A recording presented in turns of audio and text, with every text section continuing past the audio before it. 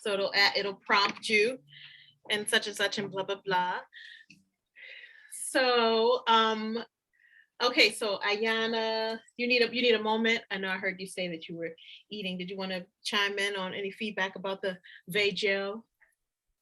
No, the one thing that clicked with me for last class was when you did the circle and like we did like the little graph. Mm-hmm. Because normally I have like a little app where it shows you that, but it also just breaks it down in a list because I didn't understand it. But Yeah. that kind of made it more clear for me, like, oh, okay, this is why you said that one time, like it's hard. Can you read that?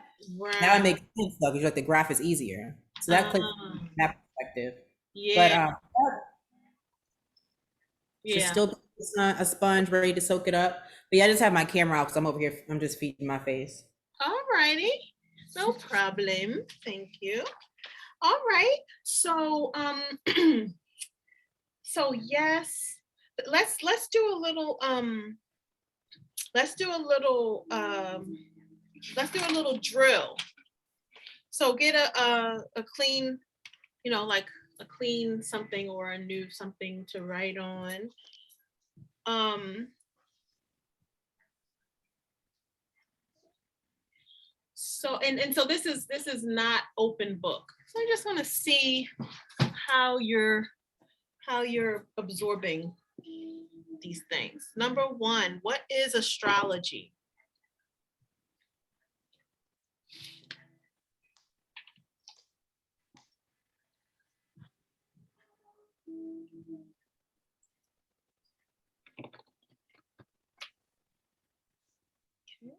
Number two, how many signs are there?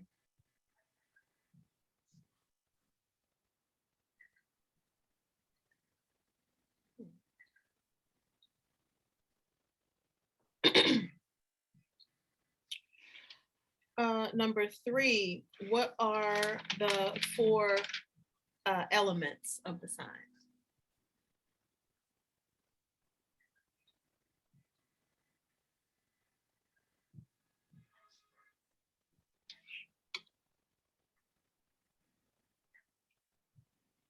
Number four, what is your moon sign?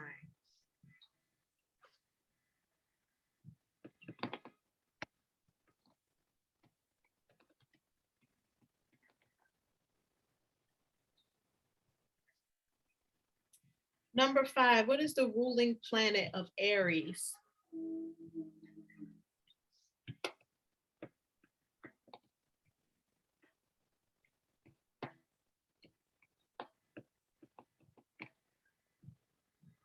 Number six, what is the planet that whose energy is that of spirituality, of um, the unseen, of dreams, imagination?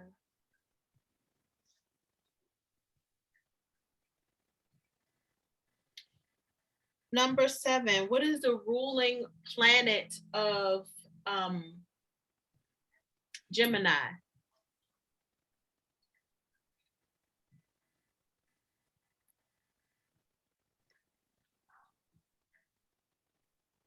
Number eight, what is the element of your sun sign?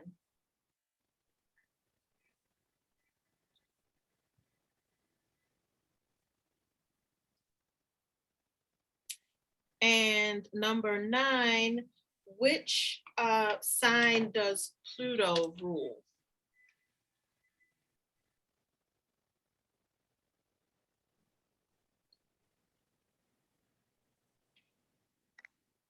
Okay, so number one, who wants to tell me what is astrology?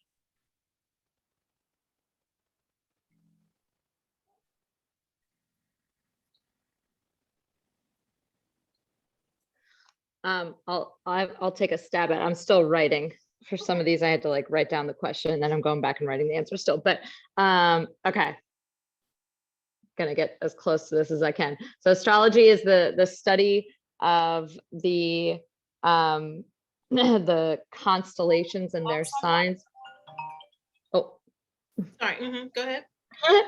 um, the constellations and their signs, the energy of the signs, and particularly how they affect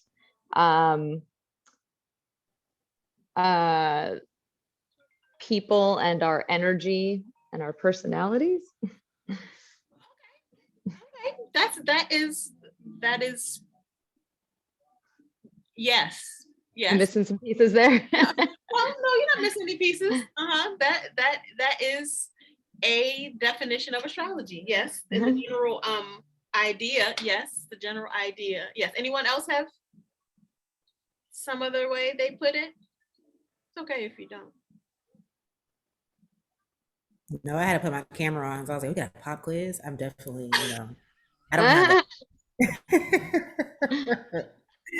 I don't have that answer. So that was the one I put an X on for myself. Oh, did you really? So the main idea is that astrology is the study of the heavens and their influence on humans, on life on this planet.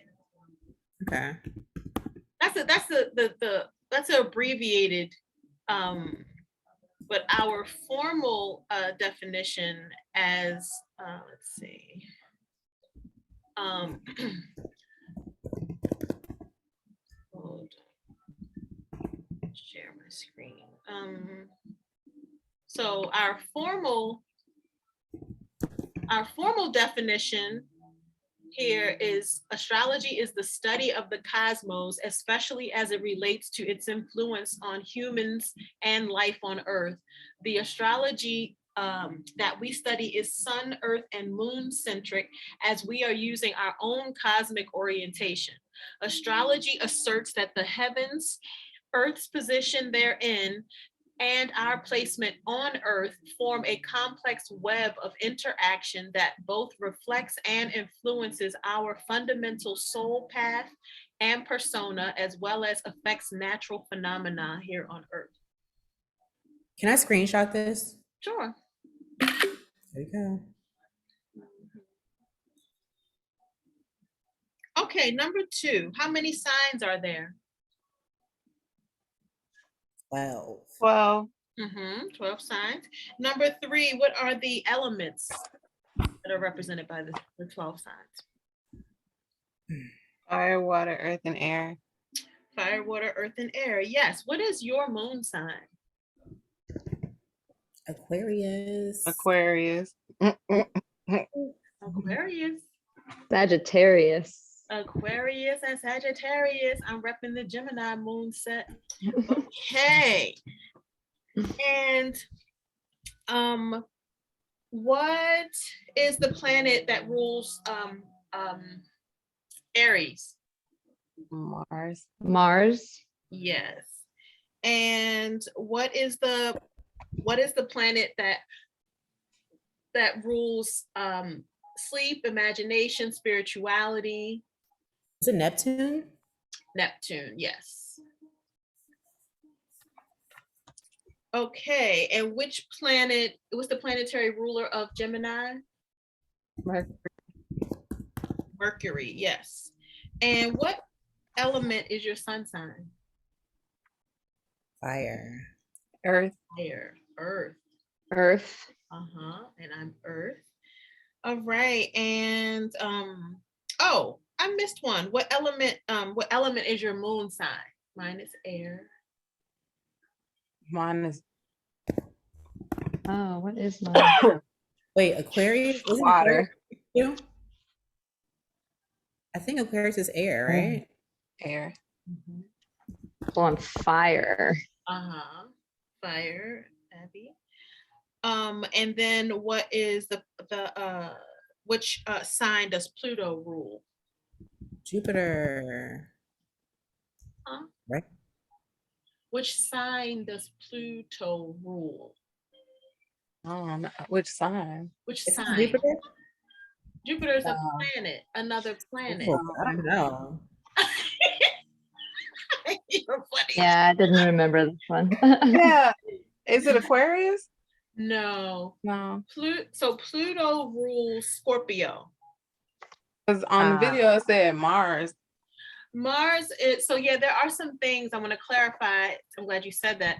So Mars, so Mars is the ruler of Aries. Mars, I want to say, used to be a ruler of Scorpio and now is a co-ruler of Scorpio. Pluto is Scorpio's ruler. Okay.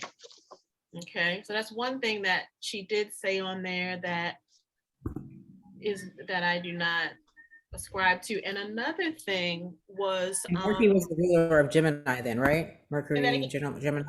Say that again. Mercury was the ruler of Gemini. Yes. Okay. Yes. So the other part of you all's home assignment, that was what, writing down the signs and their planetary rulers? Okay. Yeah. And so remember what we were talking about, it's like the planet is the energy and it's like the sign is the wearer of the energy. So we talked about that. And so when we know the energy of the planets, that helps us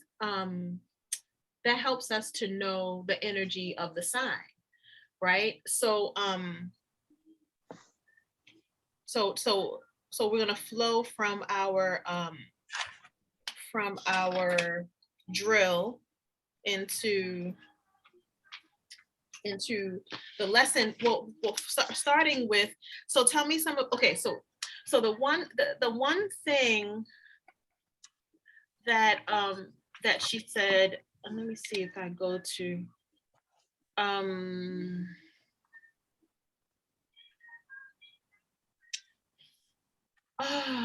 all right, let me go to one of the graphs from Pinterest. I think I will use.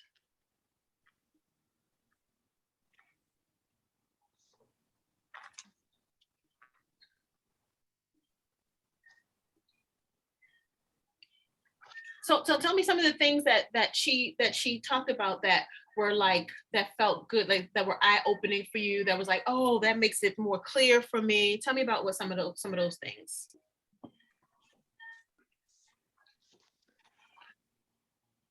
I really liked the video that she plugged in. That was the brief explanation of the astrological houses. That's really the first time that has made sense to me.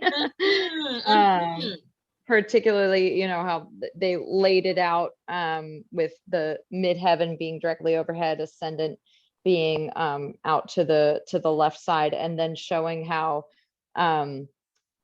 they showed like an animation showing how the houses move with the earth, but the signs stay in the same. And that was like the first time that's ever clicked for me and made sense.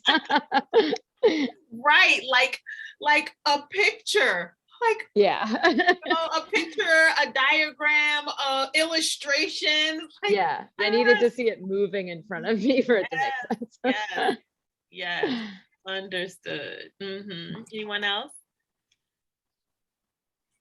And that was the main thing. And it also connects to just the constant movement. And I mean, to me, it had my brain going to how things change with the year, with the seasons and all of that stuff, because nothing stops. So, you know, these points, they stay the same and everything in there, but then we're just going with whatever else is going on and stuff is happening. So it just made me think of that too, like everything else along with it. That's the motivation for this course anyway, the just how it plays into our world. So that every time I you know, I'm doing some of the readings and things like that, I'm looking at it from that perspective. So yeah. Yes. This is just neat. Isn't it cool? It's so cool. It's so cool. It's so fun. And you, anything, Ayana, for you? No. Okay. Am I correct in understanding, and maybe are we going to get into the houses more in a bit? Should I save a question that I have? Well, tell me your question. So I just want to make sure I'm understanding it correctly. So is it like, I know in the video she had referenced something about her placement, something being in the third house. So that's Gemini. So am I correct in understanding that each of the houses, whatever sign is correlated with that house, the house has the characteristics of that sign? Is that how that works? So so that's a good question. The houses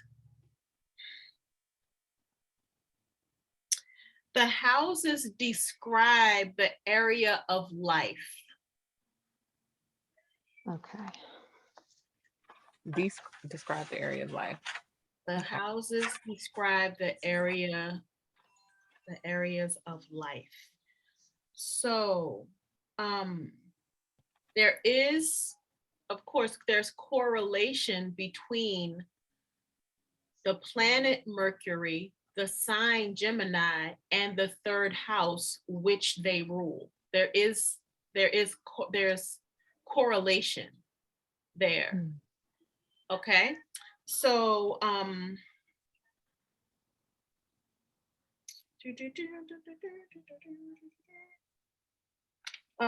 let's see. Okay, but before we go all the way there, Abby, we are gonna come to that. But before we go all the way there, let's talk about the quality. So we looked at the qualities of the planets, right? Last class. So we looked at the qualities of the planets.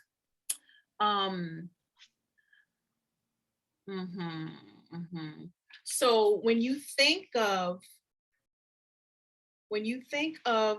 the planet, when you think of the sun, right? You think of the will, you think of self-expression. You know, like, so you want to start, and when you think of Aries, let me see. Go back to my document here.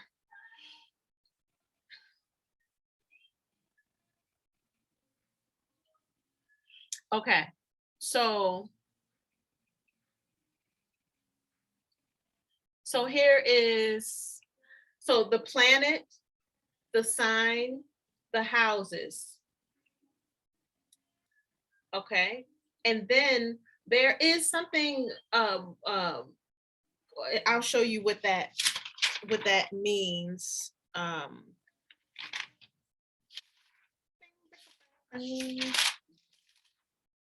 In terms of cardinal, fixed, mutable. So that's another quality. So we have the elements, we have the sign, the house, the planet, the element, the quality. Should we be writing this? Say this again. Should we be writing this? As opposed to? No, I was just saying, should we be jotting this down? The what's on the slide. Oh, I think it's a good idea. Okay.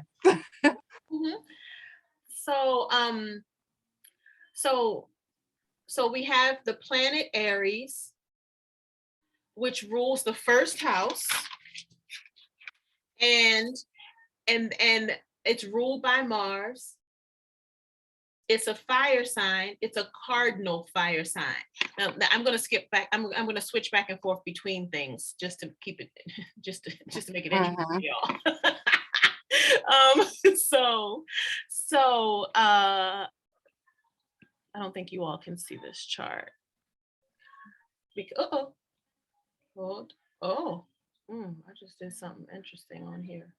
Oh, I went to a whole other thing. Hold on. Interest. Okay, here we go. All right, so you can't see the chart. The circle I'm looking at, right? I have to share every time I go to something new. I gotta share it. I gotta come back. I gotta stop sharing the other thing and start sharing the other thing. Hold on. Share screen. Okay, can you all can see this chart, right? This circle. Yes? Okay. Yes. Okay, so we're using an orientation that like we talked about before, where we have this, we have the circle, and then we have a vertical line, and then we have a horizontal line. We're using this as our orientation, because obviously we're out in space and it's just whatever. But guess what? Even though we're out in space, mathematics is still happening. Hey, holla back. So, oh Lord, hold on, got something. Okay, so for the sake of our orientation and for study, we have this axis, this vertical axis and this horizontal axis. For our purposes, we say, as you see here, you see my pointer, we say this line here is the horizontal horizon, and that is the ascendant, you know, or our rising sign we talk about as being in this position here. And right below this line is the first hemisphere, or the first house. So we go from this line, and the houses, they go this way in this order around like this until we get to the last one, which is 12. And 12 is right above this horizontal horizon. First house is Aries house.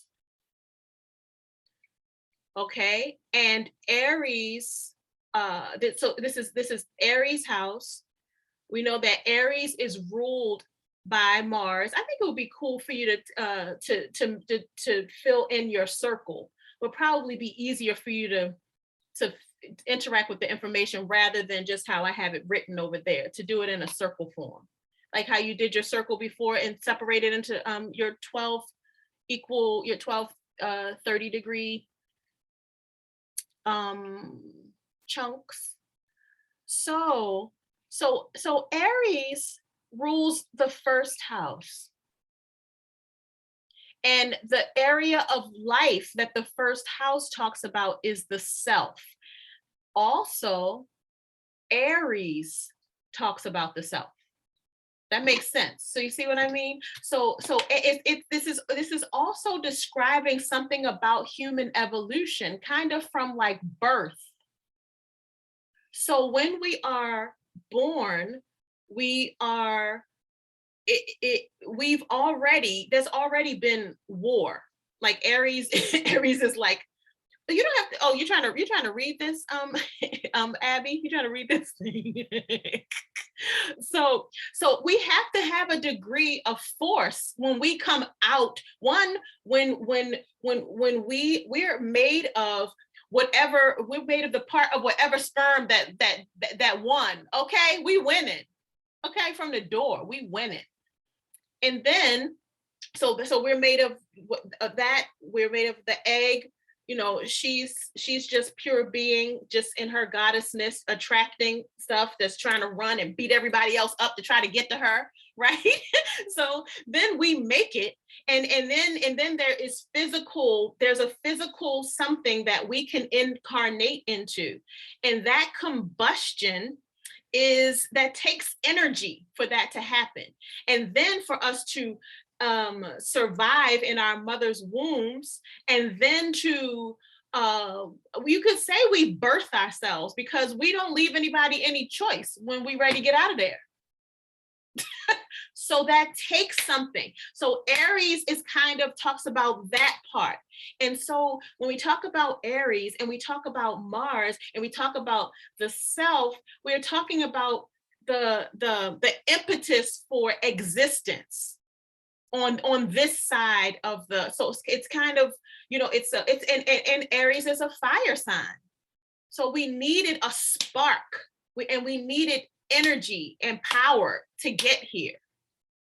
Okay, and so then we have house 2. House number 2 is ruled by Taurus.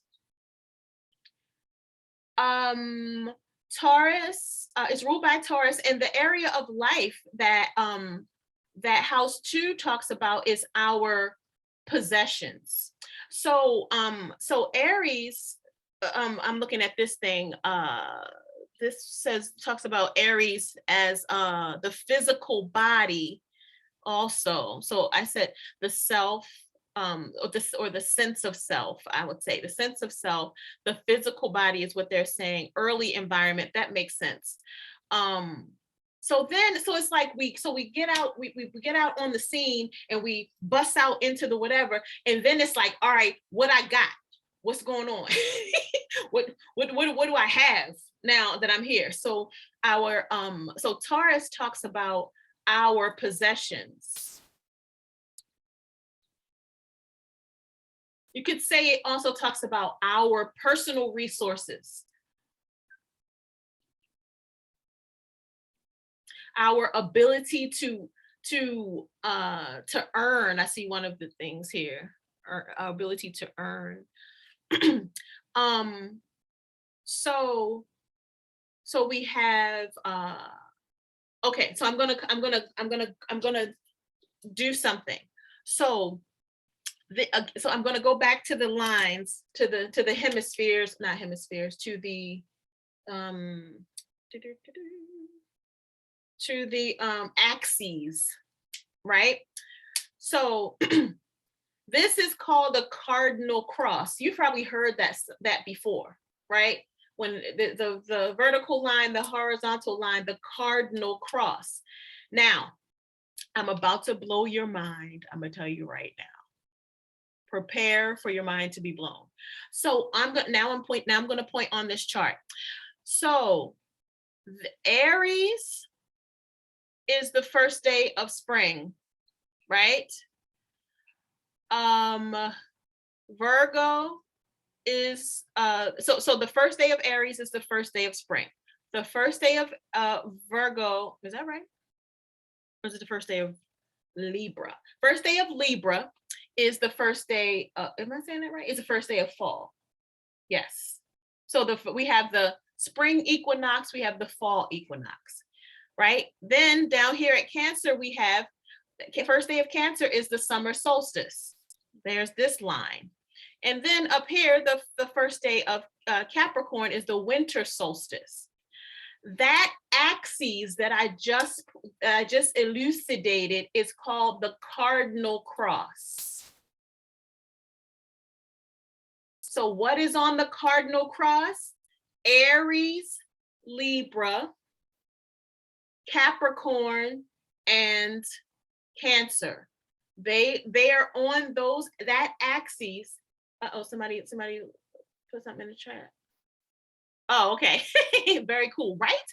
So that axis, so guess what? The cardinal signs are those 4 signs. So you will never forget that. The cardinal signs are the 4 signs that herald the changing of the seasons. That's the quality of those 4 signs. So we have, right? So that's the quality. Now, there is so there's cardinal, there are 3 qualities. There's cardinal, there's mutable, and there's fixed. So, and each of them exists on a cross, but that one is the only one that's the cardinal cross. But the other ones are all existing on crosses as well, because the mutable, am I saying that right? Yes, because the mutable signs are Virgo and Pisces.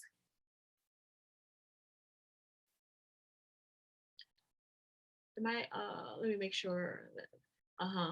And yep, Virgo and Pisces, and Sagittarius and Gemini.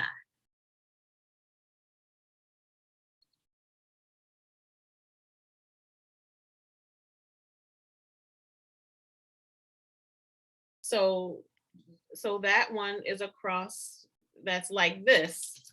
Woo! That one is a cross that's like this, as a cross that's like this, as opposed to the cardinal one is this one. Now, so what was it? What did I say? Mutable signs? That was mutable signs. The fixed signs are Taurus and Scorpio.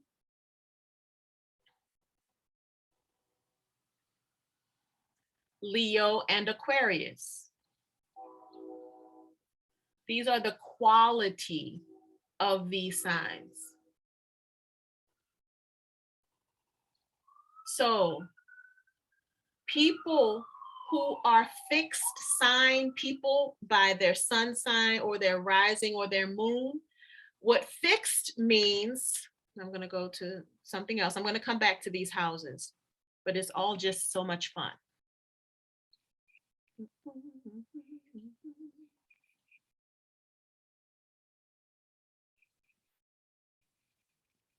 See, I thought I had it written somewhere. Oh, maybe it's in my notes.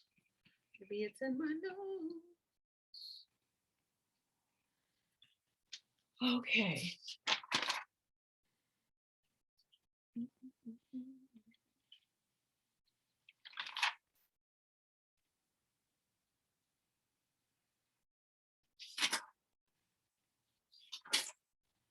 Anyway, when we think of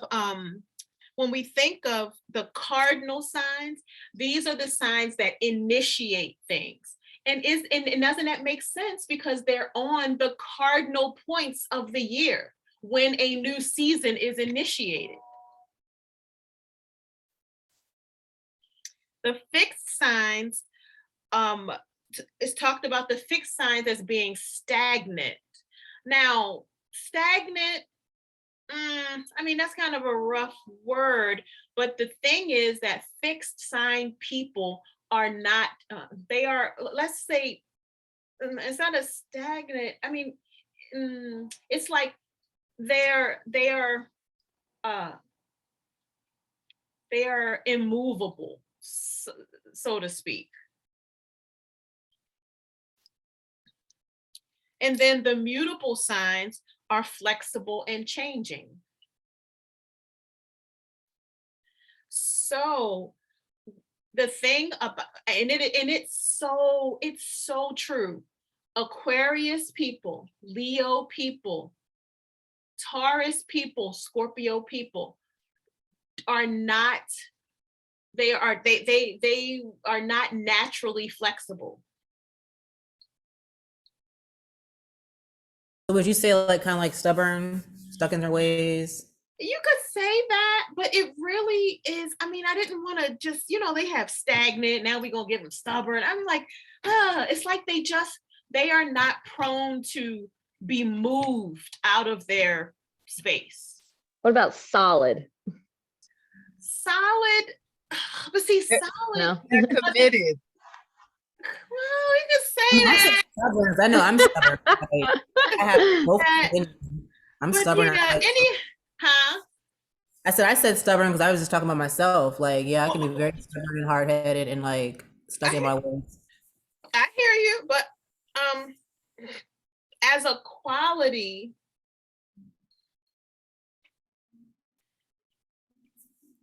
I mean, stagnant is what they have here. We have the initiate, the initiator, and then this one is stagnant, and then we have flexible and changing. I mean, just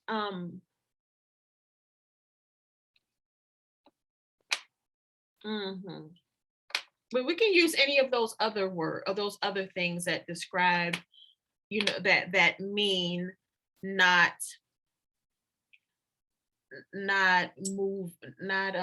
prone to be moved or changed.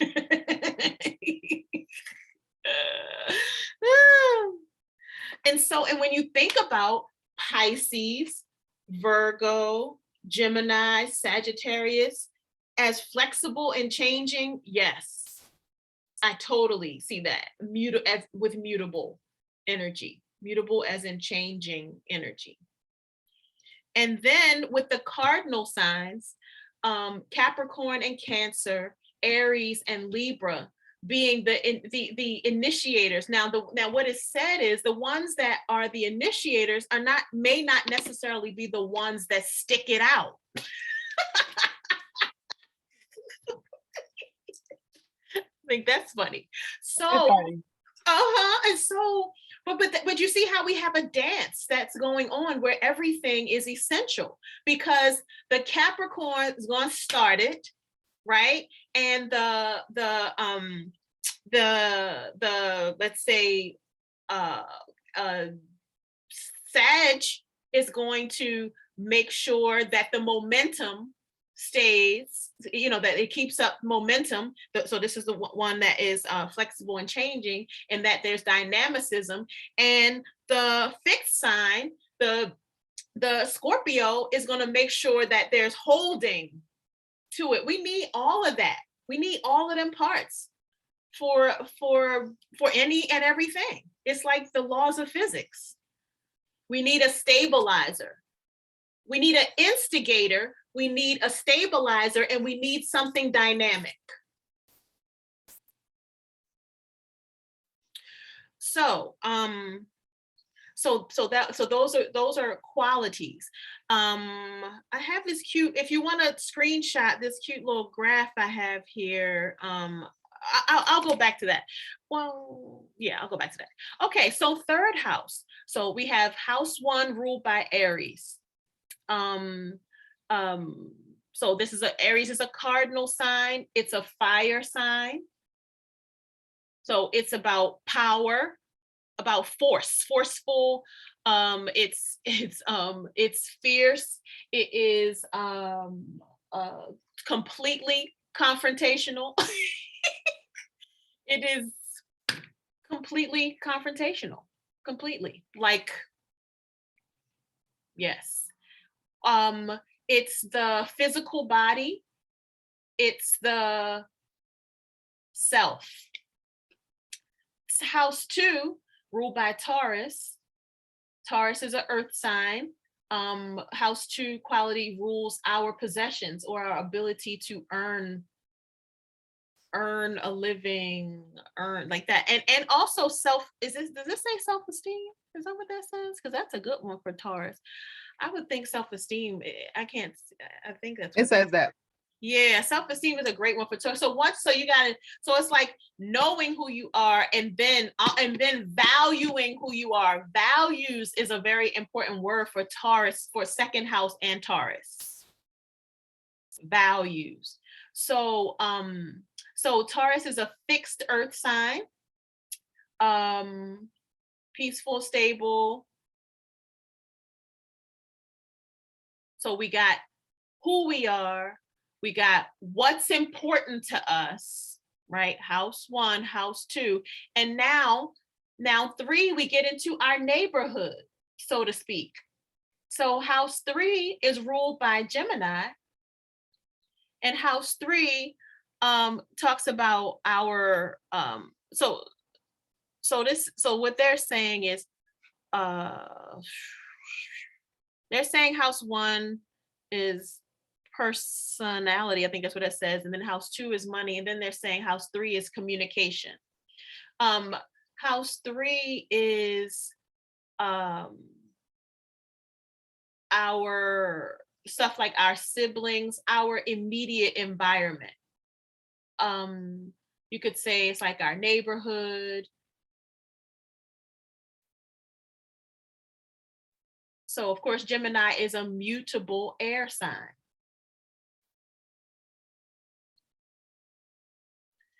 Gemini, so it says lower mind, because Gemini energy is really about gathering information. It's not as much, yes, gathering, well, I'll just leave it there. Gemini is about gathering information. So it's taking in the information, the data and whatnot. So the lower mind, as in the mind that is just interacting with this temporary experience here, so to speak.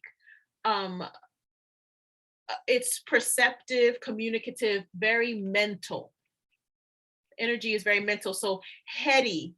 This is very heady energy. Also, what's not much talked about is how Gemini really is Gemini is, so you don't get to be mental and perceptive without picking up on other people's thoughts.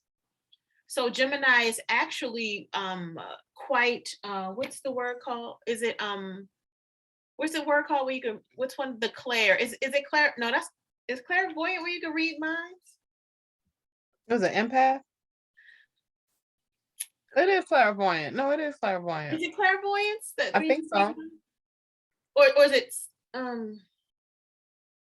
or is it something with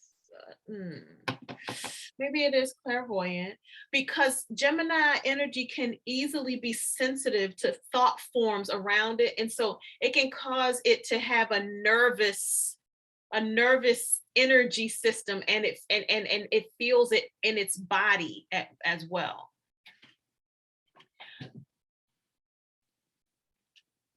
So we had our so we went from our self, our stuff, our so to speak, like neighborhood, siblings, stuff, and now we go to our home, Cancer, the 4th house. So house 1 ruled by Aries and Mars. House 2 ruled by, sorry, I didn't say, ruled by Venus and Taurus. House 3 ruled by Mercury and Gemini. House 4 ruled by the moon and Cancer. House 4 talks about our family. It talks about our home and home life. It also talks about our early, like our early childhood.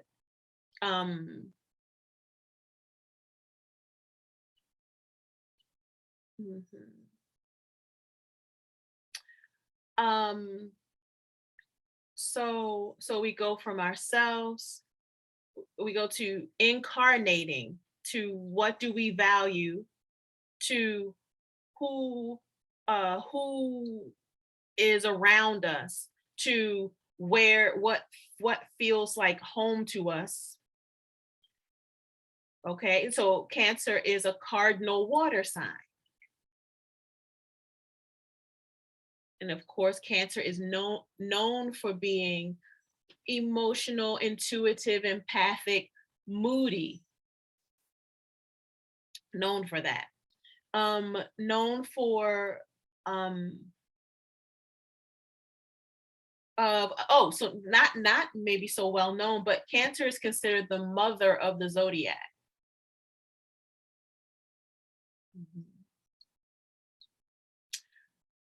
So then we move on to what pleases us and what our creativity and our ability to procreate. 5th house, ruled by the Sun and Leo.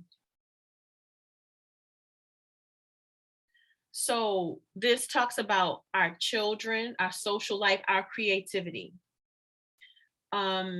Leo, so do you see how when you look at what the sun is about, and then you look at what the sun is about, and then you look at the fact that it rules Leo, you see that correlation. Then you look at the area of life that and the house that they rule, and then you see the correlation between all 3 of those.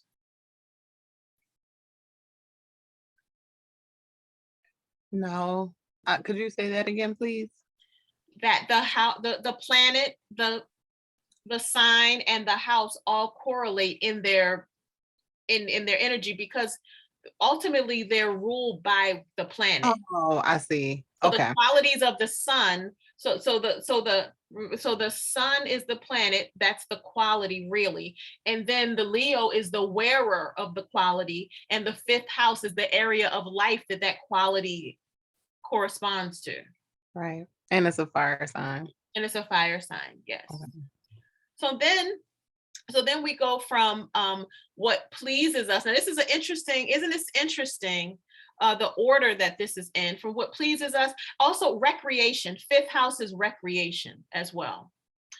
So then we move on to the 6th house, and we talk about service, how we are in service to others.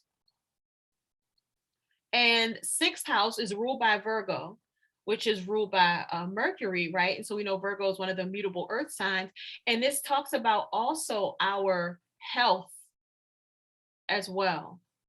Our health, our like skills that we have, like being competent and skilled and whatnot.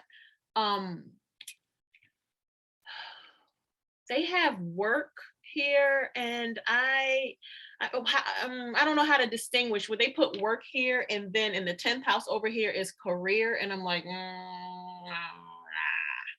so I would like to distinguish, like how we serve others does not necessarily have to be something we get paid for. That's not, getting paid for something is not necessarily a Mercury kind of thing.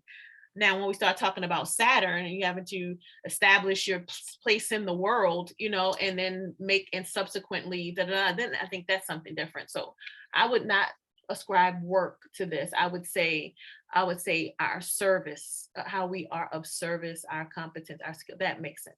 So, but what I wanted to point to is look at how pleasures comes before service in this evolutionary wheel. Isn't that interesting?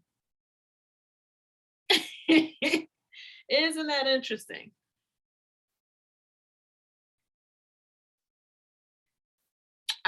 And so it really is, what this is really doing is justifying something that's been on my heart lately, which is, I noticed that, so like when I talk about doing visioning, which you all have all heard that because you all have been students of mine doing your own personal work. So what I think is interesting is with visioning, it's about go to a place where your wish fulfilled, where you are experiencing your wish fulfilled as a reality. And what I believe is that once a person has all that is in their heart's desire, what they just want to do next is share that with somebody else. So I just don't, you know what I mean? Like, it is a thing. Like, I mean, the amount of so we talk about millionaires sometimes like having empty lives, and then like even committing suicide and having plenty. But look at the amount. So we talk about that, but look at we don't talk about the amount of millionaires that are sharing that with people, foundations and all of that. It is not enough for them to just have. It's nice that they have, but now that they do, they want to share it with others. So that, and in that, it's okay that we, and Abraham Hicks talks about this, like you think that you think it's selfish for somebody to be thinking of themselves, but we're really not thinking of ourselves enough. If we were thinking about our true selves, we would be operating in a totally different way. Like we're not selfish enough. We do things that completely compromise the true self that we are. So then from our service, so we went from pleasures to service, and now we go to our partnerships. So we go to Libra and the 7th house. The 7th house rules partnerships. These partnerships can be business partnerships or romantic partnerships.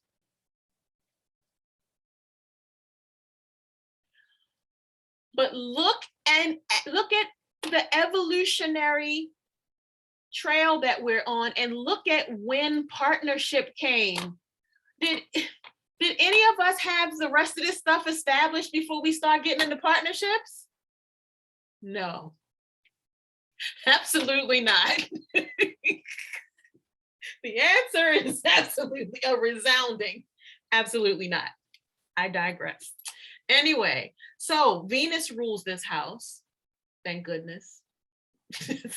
So Venus talks about love and money. So it makes sense that these are romantic partnerships and or work ones.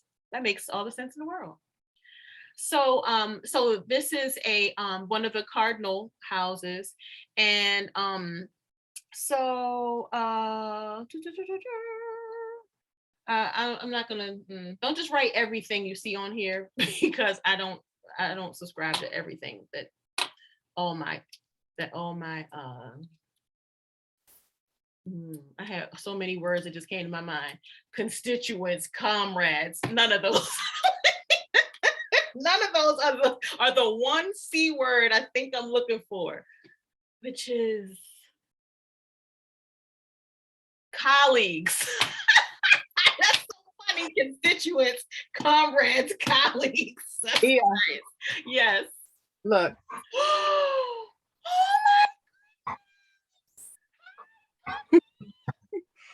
Oh He just Oh, came. it's my nephew puppy or something. I don't know. Hi, Grandpup. Hi. He just came up here. I wanted him to say hi since I don't let him up here often. Oh, hi. And what's his name again? Mansa. Mansa. We can't see his face real well. Hey, oh, there it is. Hey, Mansa. Oh, he is a precious one. I'm gonna go bye-bye.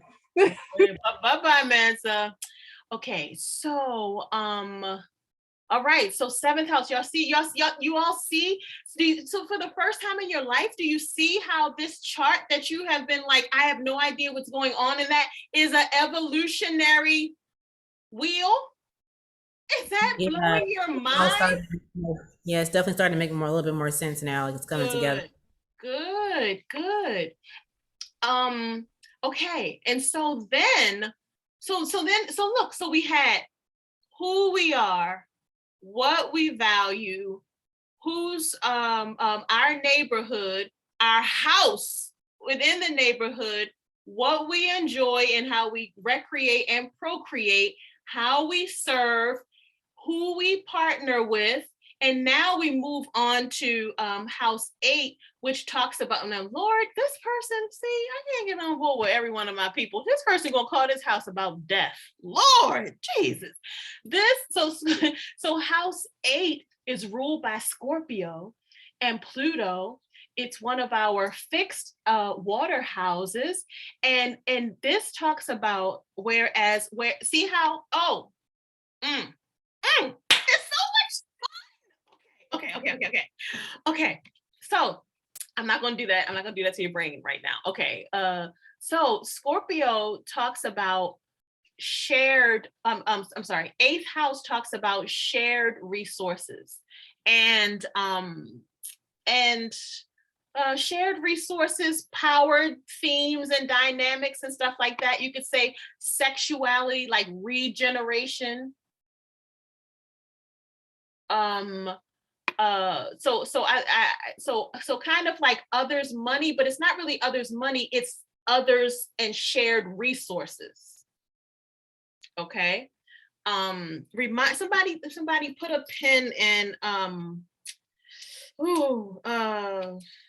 in the, okay, I'm gonna write it down, but then I'm gonna just say it out loud so that we can all help each other, meaning y'all can help me. Come back to pairs, to just put a pin in pairs. Let me make sure that I write a note about what that means to me. Yes. Okay, we'll come back to pairs after we go through the whole wheel. All right. So for the 8th house, we're throwing out death is not anything that you Well, I mean, I'm not saying throw it out, but I'm not teaching. I've never taught that. I've never taught from there. You can put it down. You got a whole Scorpio South Node. You know what I mean? You go ahead and put it down and see what it do over there. You know what I mean? I'm not gonna throw it away. Okay. But like shared resources is more. Shared resources and shared resources. Yep. And so with shared resources, when you think about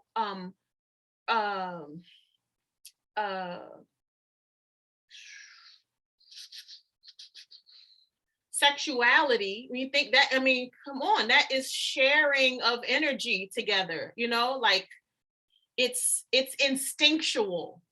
So this house talks about, it's like about what maybe like drives. So I like that they use instinct and sexuality here about the eighth house. Mhm. Also, I want to say eighth house is like about like psychology. I want to say as well. All right, so we found the partner, right? So we found the partner, and look, now we want to go in. Ooh, ooh, ooh. So it makes sense. Not that noise. Not Yes, that noise. I did that out loud. I'm like, wow. And that just came, that just fell out of my face. Okay. So so we find a partner, and now we want to delve, we want to go deeper. And so it's like if it's a work partnership, now we're talking about the what are the power dynamics, how we interact, what are the resources we're sharing in order to, right? And if it's, of course, if it's a romantic relationship, it's like, how are we getting to know each other? Are we moving in? Are we, like that? And so then we have the ninth house, which is ruled by Sagittarius. Move this. That's ruled by Sag, the mutable fire sign, and Jupiter, the expansive sign of Jupiter. So now that we have partnered with our other, we have established and connected and bonded and amalgamated. Now we want to, now we are feeling open-minded, and we're feeling like exploring the world together. So Sagittarius, the ninth house is about it's about the higher mind. It's about like long distance travel. It's about philosophy. So now, you know what I mean, we land in the bed philosophizing. Now we did, you know what I mean, we did connected with the other, we done had amazing explosive deep sex, and now we want to talk about the universe together. I think it makes sense. I think it makes sense. You want to get out of here? You want to get out of here? Out of where? Out of the country? We go see some stuff. Okay, so now we have that. We have and now, and we are like now we know through this tantric sex. That's also eighth house is also like tantric sex. Through this tantric sex and combining, we have come to know the great goddess and all of the universe. Our minds have been opened by this deep penetration. Okay, and now we're like, okay, how do we want to be known in the world? How do we want to be known in the world, and what do we want to do to earn a living so that we can keep up all the juicy stuff we just did? Keep a little roof over our heads so we could do that, and keep the funds coming so we could keep this travel going and stuff like that. So the 10th house talks about our career and our reputation.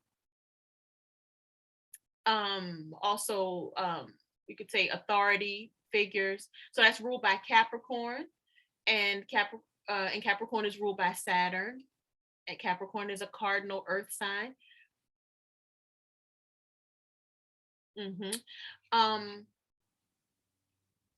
What makes the 10th house, Saturn and Capricorn, so important in this configuration is it talks about what we're known for, and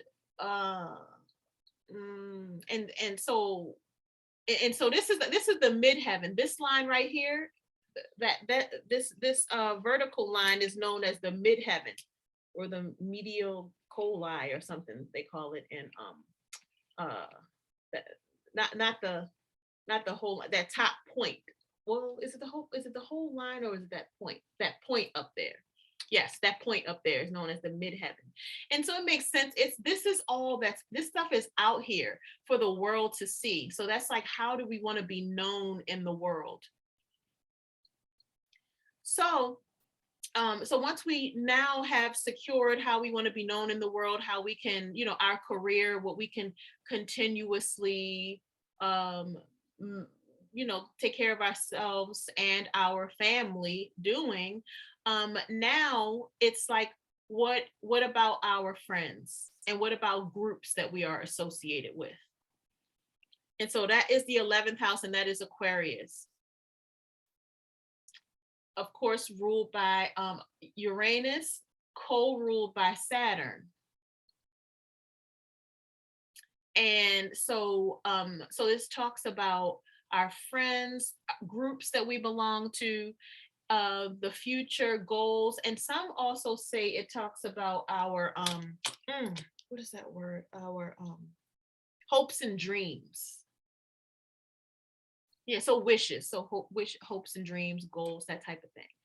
So now that we have established our friend groups, what we see for the future for ourselves, our hopes and dreams, and then also our revolutionary energy. So what is it that we are here to bring into the world that is unique, that is something that we would like to see kind of humankind benefit from? Now we've seen all the stuff. And then no, they did not put this here. I'm not speaking to this person. I'm not speaking to them. Now we go into the 12th house. This is the house, this is the repository. This is where everything lands in here, in the 12th house. You could say the 12th house is like our, it is, I guess it is like that. I didn't want to think of it like what they said. They said it's the house, it's about limitations. I'm like, ugh, that just doesn't. The 12th house, what we can say, the 12th house is about, can be about isolation. And that's interesting. It could be about, because it can be about, I want to say it's where we redeposit back into the unmanifested, to then go back into being reborn again, right? Which is, born again is what happens back in Aries, right? So it's like the yeah, it's like going into, it's like finishing. It's like almost like, oh, you know what? It's almost like all of that stuff we just acquired, we can't take that with us anyway. That's what the 12th house is. The 12th house is where we can't take none of that stuff anyway. And it's just unconscious, subconscious, unmanifested, pure, potent potentiality. It's just darkness. It's just mystical. It's just that.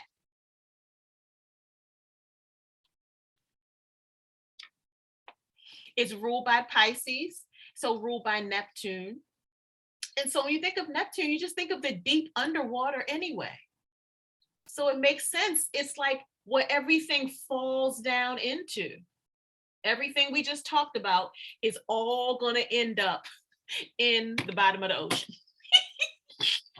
Everything we just talked about, precious though it may be, it is all transient. And then what is left, the only thing that is left from the whole journey we just went on, is our consciousness. That's all that's left.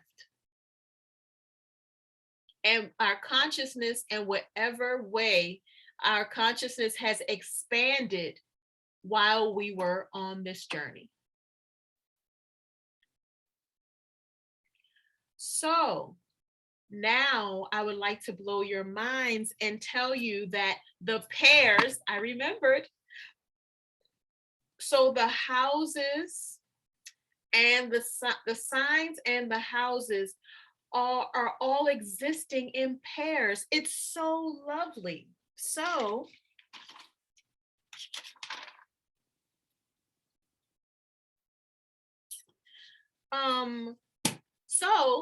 so check this out. It goes, we have the first house is Aries. So I want you to write these numbers down. So write down 1, 7.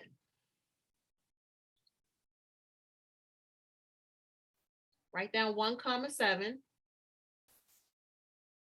And then next to it, write self, other. So the first house that's ruled by Aries is about the self, and the house right across from it, its pair, which is Libra, is about the other.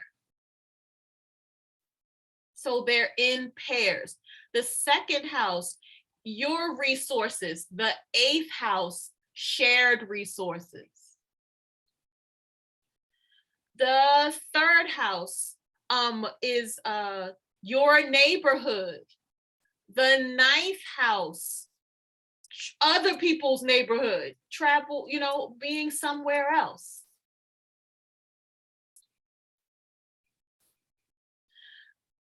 Four, home and family. 11, wait, it's 4, no, 4, the mother, I'm sorry, and I didn't say, for the mother, the home, the family. 10, the father, the career, the workplace.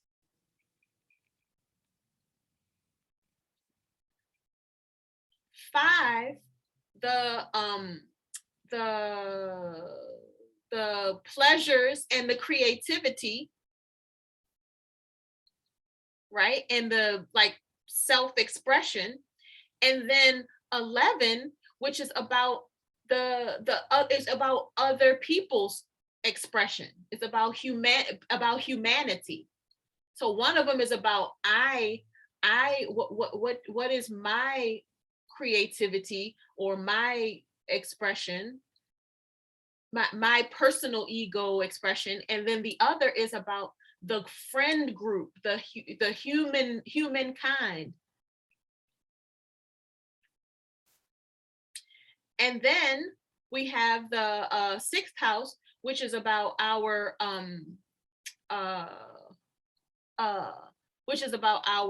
service. Let me see. So I don't know the words that they use. I'm gonna say what I'm gonna say for this is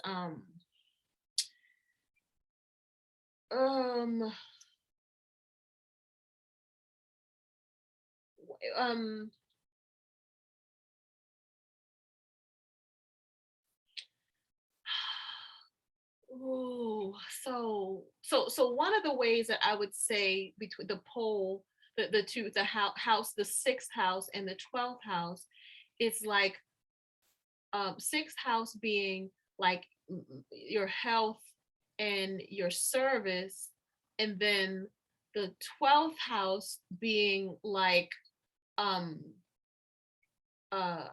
isolation and sacrifice and self-sacrifice or something like that.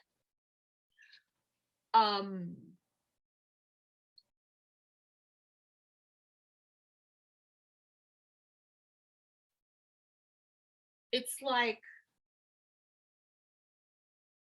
it's almost like Virgo is like how well you are in your health, in your body. And it's like Pisces is like transcending the body or something like that, or transcendence. But do you see what I'm saying? They are in pairs.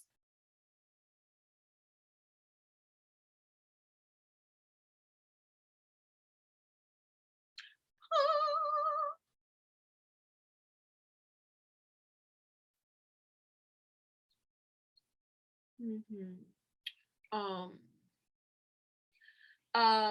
so to clarify about the 12th house, the 12th house is because it's the unmanifested, the immaterial, the all of that. It can be somewhere, of course, that could be very confusing and very and where people are delusional and where people are right in the in confinement, in jail, in the hospital, in the infirmary. Okay, so maybe that's one of the dynamics as well between sixth house and 12th house. Sixth house is how we keep ourselves well, and then the 12th house, it can be how we are out of, we're somewhere else that is outside of well-being in the in our I was going to say in our bodies, but I think it's 12th house is more than that as well. This is an interesting one to pin down, which I think makes sense since it involves the 12th house, which is all the stuff that can't be really defined and pinned down. But one good thing about these houses would be like how how we serve. Yeah, I think I drove that point home. One is how we serve others, and then the other one is like ways that we that we undo ourselves, ways that we undo, that we sabotage, ways that we, like things like that. Now that is only when it's at its worst. This is a highly spiritual house, so it also can just be the heights of immersive spiritual phenomenon. Like it's Neptune, it's Pisces, so it's the priest. So one of the differences is the Virgo and that house. Here's the Virgo and the sixth house is about the practitioner, the doctor, right? So here's how you can be well, like this and like that, and da da da. And whereas the 12th house is about a place where only the priest or the shaman or something is in that realm. Does that make sense? So one of them, so sixth house and Virgo stuff is like, here, take this and take 2 of these and call me in the morning. And whereas the 12th house is more like, I'm going into the woods with you to go while you go slay the whatever that you have to slay, because I'm by your side. I'm your priest, I'm your shaman, I'm your like that.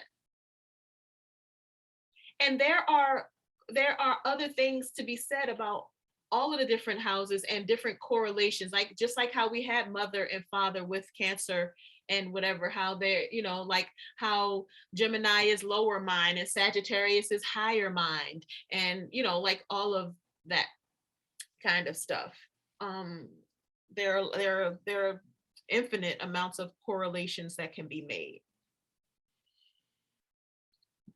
Okay, so any questions? This is good information. Awesome, yay. That's why I'm getting paid the I big like the pairing part of it. Huh? So I like the pairing aspect of it, but makes Yeah. things make sense, like looking at the chart. But yeah, that also is cool too. Yeah, good. I feel like I have so much to study just to keep this straight in my mind, but it's making sense as you explain it. Good.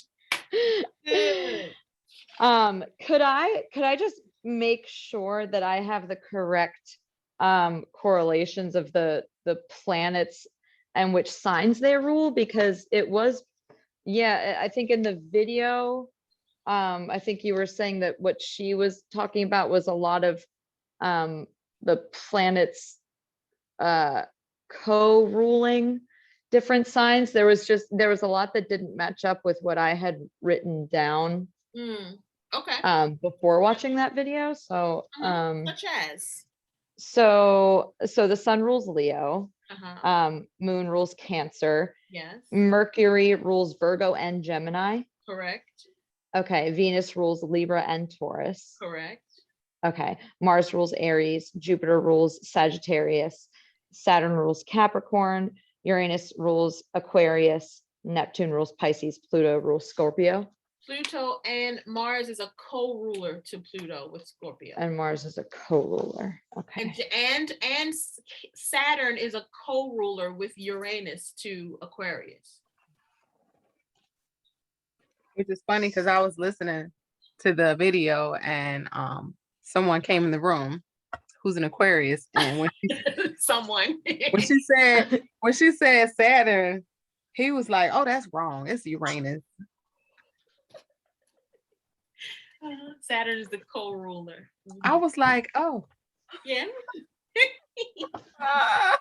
Excuse me. Excuse me, sir. Okay. Mm-hmm.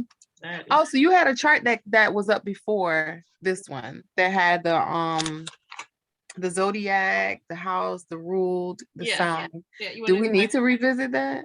I mean, that is the chart version of what we just looked at. Yeah, that's okay. But I have it, so mm-hmm. I have it what you just went through, so you don't have to unless you. Okay. So, well, yeah, I was going to let's see. And do we need to talk about Chiron and all of that?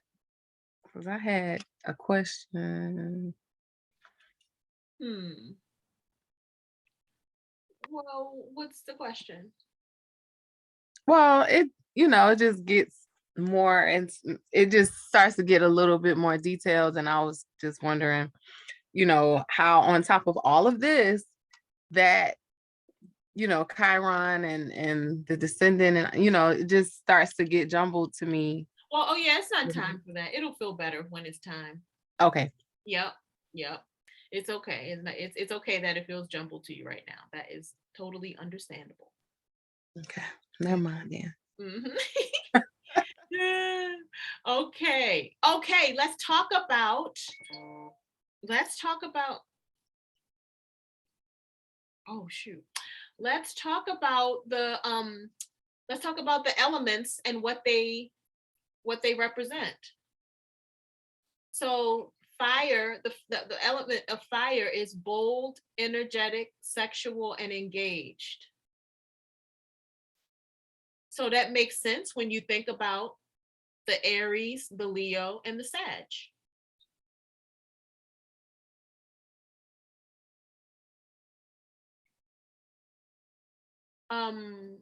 So a note is that, okay.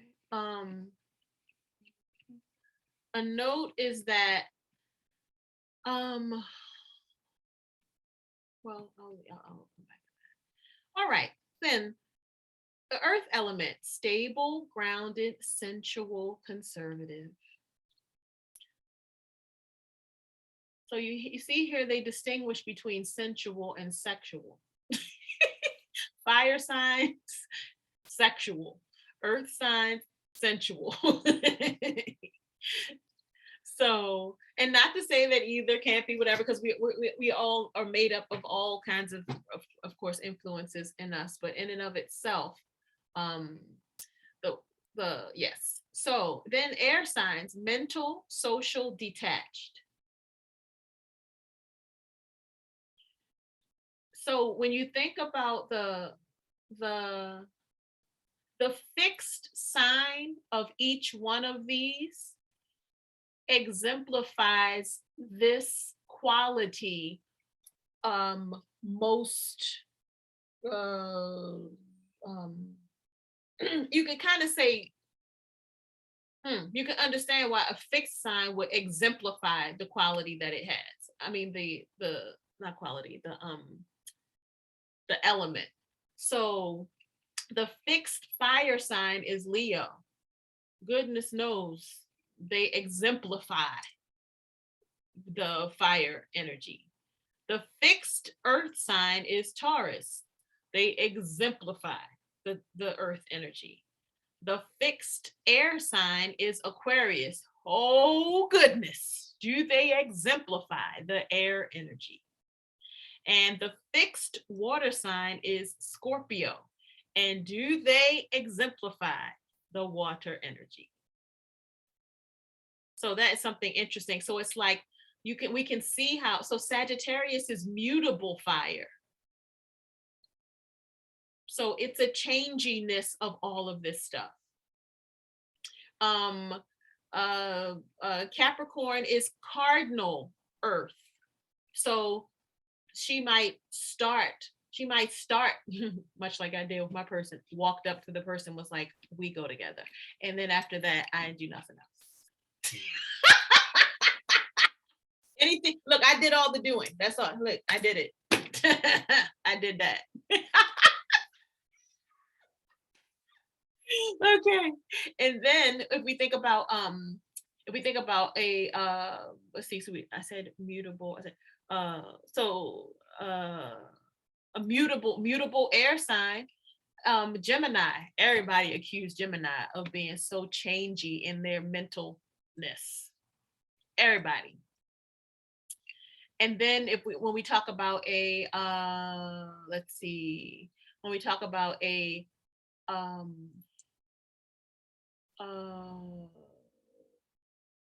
mutable water sign, Pisces. Everybody talks about how Pisces just cannot keep it together. Pisces, can you have some definition to yourself? I'd be like, I can't. I want to. I think I do. I don't know. Mutable water, Lord Jesus.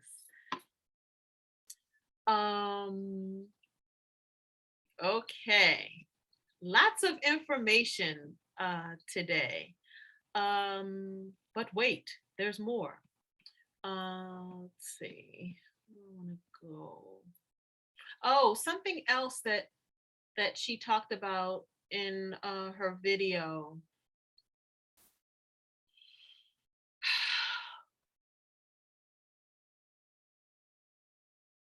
I don't think it was correct what she said about the rising sign and the sun.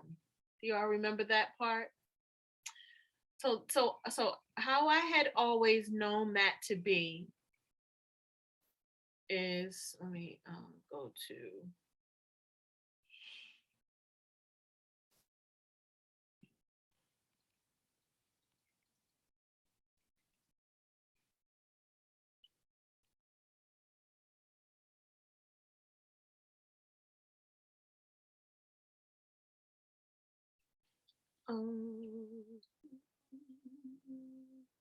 okay, how I had known that to be is this, and tell me what you all, oh wait, let's look at a chart. Let's look at an actual chart. Let me minimize this. Let's look at an actual chart. Let's reason this out together. I'm open to, well, wait a minute. No. Oh, my Astro 101 thing. I am open. Maybe I'll go to pictures. All right, I'll go to pictures. Are you seeing are you seeing me over on the internet or not? Okay. Yeah, I'm open to being wrong about this. I'm open. All right, let's go to. All right, so I'm gonna share this with you all. What am I looking at? Is this somebody's chart, Lord? What am I doing here? No, okay. All right, share screen. Let's over here with my folks, my peeps. That's y'all. All right, so here we go. We're looking at a chart, okay?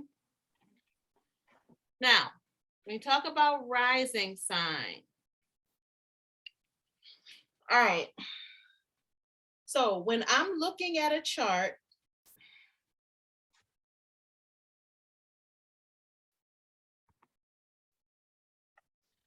Oh, she's go with them glasses. No.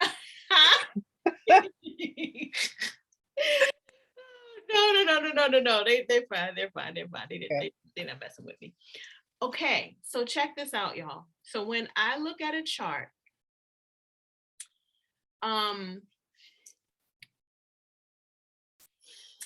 So see how the sun is down here, y'all? Y'all see that, right? Mhm. So when I'm looking at a chart, like when I just check the chart, y'all might not be doing this now, y'all will be doing it maybe one day. So when I look at a chart, I know that it's dark. One, I know it's dark outside because this horizon, this is sunrise right here. This is the Eastern hemisphere for us where the sun rises. Okay. And then the sun travels here. This is when the sun is this is midday here at the mid heaven. And then it continues and the sun sets here for us. Okay. So we're looking at, so when the sun is down here, it's dark outside, whatever, blah, blah, blah. Okay. All right, fine. So this is, so let's say if this is a person's birth chart, this person has a Capricorn rising because here is the horizon and there is the constellation of Capricorn. Yes? Now, what she said was that the person has a Capricorn rising because the sun is at Capricorn when they were born. That doesn't make sense. This Capricorn rising person's sun is in Aries. Do you see what I'm saying? So the rising actually is just simply, the rising really is the zodiacal hemisphere that is on the eastern horizon when you were born. It is the constellation that was at the eastern horizon when you were born. Does that make sense? Because the sun is wherever it is, but the eastern horizon and what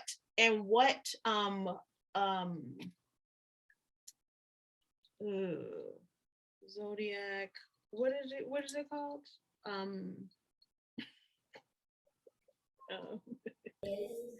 So if I'm reading this chart right, does this mean that the moon is in the third house? Yes. Yes, this Ooh, person's moon is in the third house. But what's the word I'm trying to think of? Zodiac, and then what's the other word for that we're using? Constellation. So the constellation, you can see the constellation of Capricorn is at the eastern horizon point. And that is why this person has a Capricorn rising. This is not what this woman said. And I want to send her an email because she must not know. So because and the thing got like 12,000 views. I mean, it's or something like that. It's 120,000 because I think it's like a few years old. It's that many people that might be out here thinking this.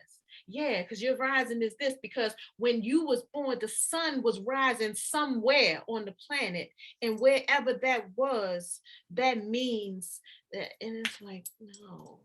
That doesn't make sense to me because the sun is not going to be up every time somebody's born.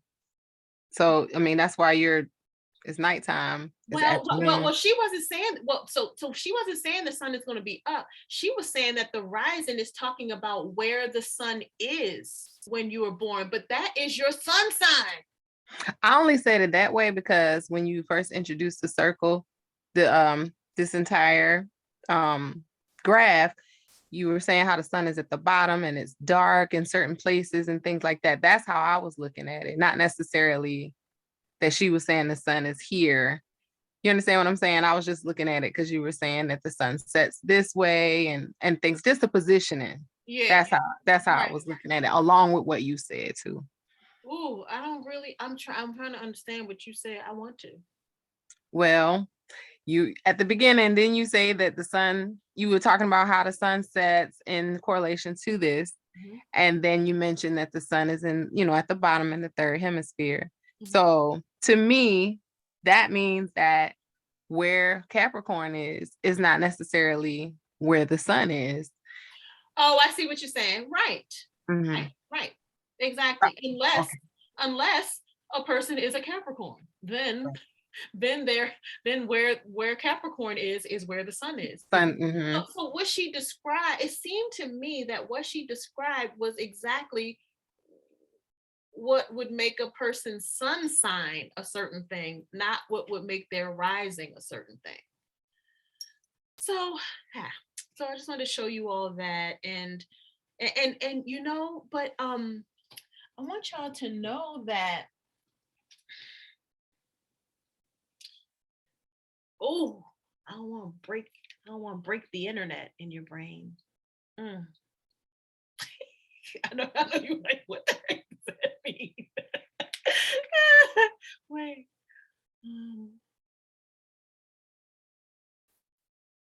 Uh-oh.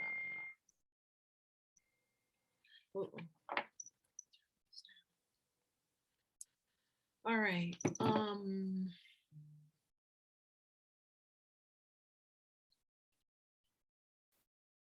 Okay. Okay. So signs, so planets, signs, houses, elements, qualities.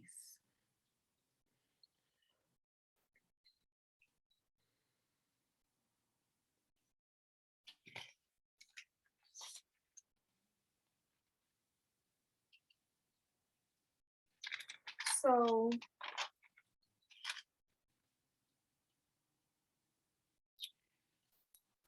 next is going to be points and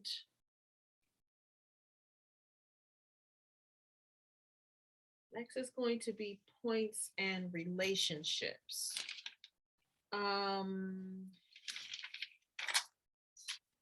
And by next, I mean next class. So let's go over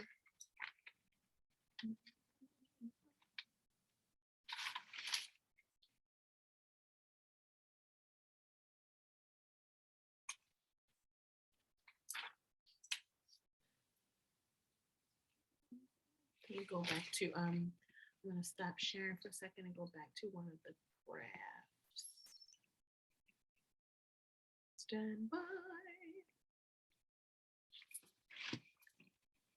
Any other questions while I'm setting this?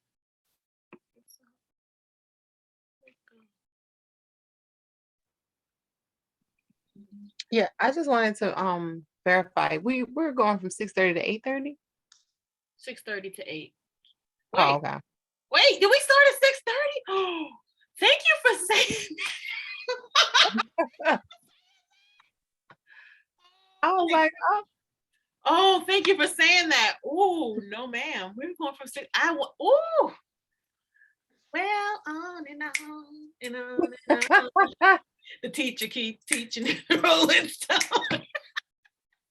Oh my gosh, y'all. Thank you, Virgo with the Virgo rising. Thank you. With the North Node in Virgo. Thank you. Wait, I'm lost. Is it 6:30 to 8 or 6:30 to 8:30? It's 6:30 to 8. Oh, okay. It's 6:30 to 8, honey. And then at 8 o'clock is really when I want to just ask any questions and give homework. And I just went past all of that. This was very exciting. Very exciting. It's so much. My head feels like a pot of thick stew. Oh no, I don't want In a to. good way. Okay. No, good. in a great way. Okay. It's all so interesting and it's all coming together and making sense. And I know I'm just gonna have to study it a lot. Oh, I hear you, honey. Well, I mean, just let it in. Oh wait, did I save it? Okay, this is on. Oh, I don't have it. Oh yes, save that. All right, let me go back to my Astro 101. Let me see. Okay, so let me see what is going to be homework.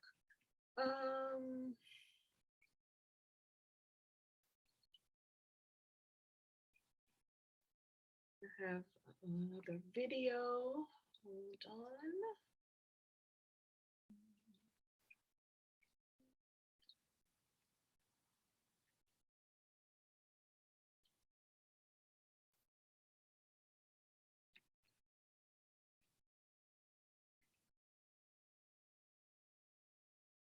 So I've got my essay written, and I've been working on it for about a week. So now I'm going to show you how I use Grammarly to edit. Okay, so here's my essay. And I'm going to click.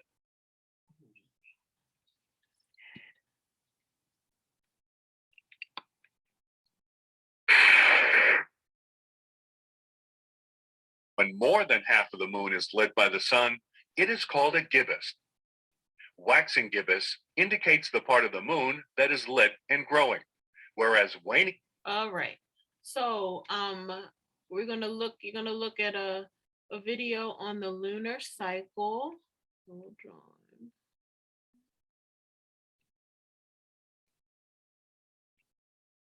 I'm gonna put it in the chat here. I want you to understand that as well. So there's a video on the lunar cycle. And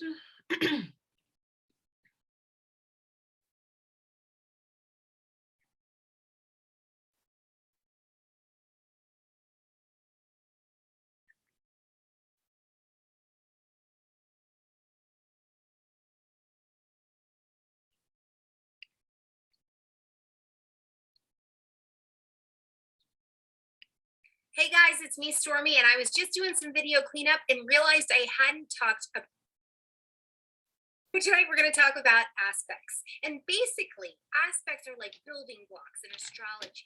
Because as the planets are roaming around out there in the universe, they're even when I was learning about the sextile.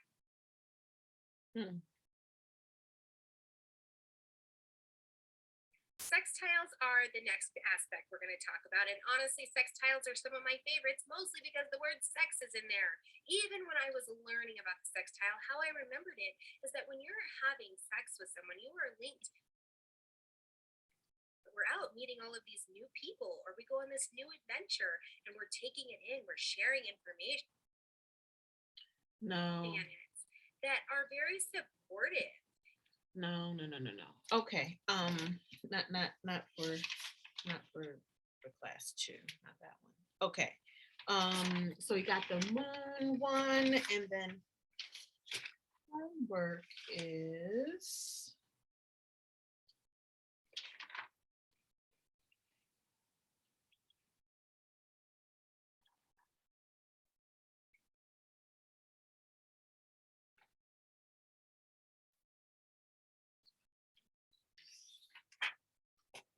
so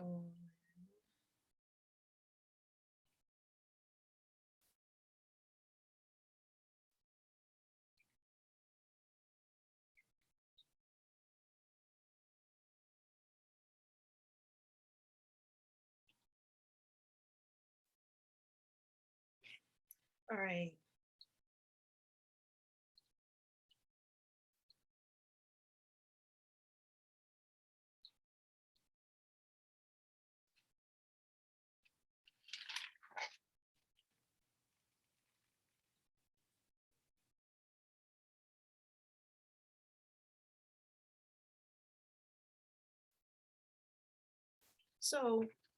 So you want to use the information from the quality of the sign and of the element of a sign. And you want to describe each sign, starting with Aries. So go in order, starting with Aries, ending in Pisces. Use the info from the quality of the sign to the what? Use the, hold on for a second. Okay.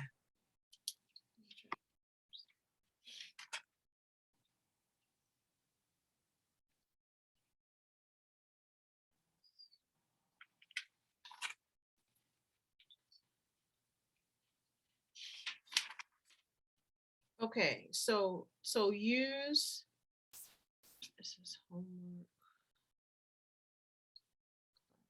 2. So use the elements and the quality and the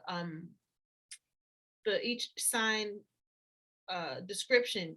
Use that information to write a description of each sign using the description. So for on some of those charts it may say Taurus and it says sensual this and this and that. You're going to put together a description of Taurus using the what it means that Taurus is an earth element, what it means that Taurus is a fixed element.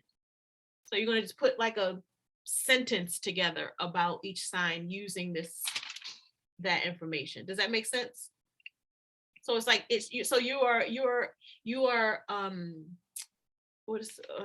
you're integrating what we just talked about today, integrating it in your understanding of each sign. Okay. Okay. All right. That is it. So- Oh, I went all the way over, y'all. Oh, I have a quick question. When you say the qualities Mhm. elements of each sign, but the qualities that from like their ruling planets of each sign, or so there's a distinct. So I'm making a distinction, and I want you to. That's a good question because I want you to be with this language.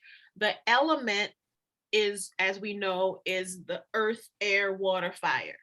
The quality Right. is cardinal, fixed, mutable. Okay. And then Okay. the characteristics or the description is just whatever the description that, like with Taurus, it says loyal, sensual, something. You know what I mean? Like what you know Right. about Taurus, but you're going to use these other pieces of information to round out a description of Taurus for yourself. I see. Okay. I wasn't familiar with that language, that cardinal, fixed, mutable were called qualities. Okay. Qualities, yeah. Okay. Okay. All right. Thank you. You're welcome. Okay, everyone. Oh, and so get some also a part of your home assignment, get some flashcards. And then we'll talk about what to put on them next class. Okay. Okay. Sounds good. So it could be just like index cards, whatever. Or it could be, you could cut them up from construction paper you have, like whatever. All right. Well, thank you so much. You all are so welcome. Thank you. Have a great long weekend, everyone. Yes. Yeah. Thank you so much, Ida. You are all so very welcome. I'll see y'all next week. See you next time. Thank you. Don't forget to stop the recording. I'm stopping it right now. Good night, y'all. Good night. Night.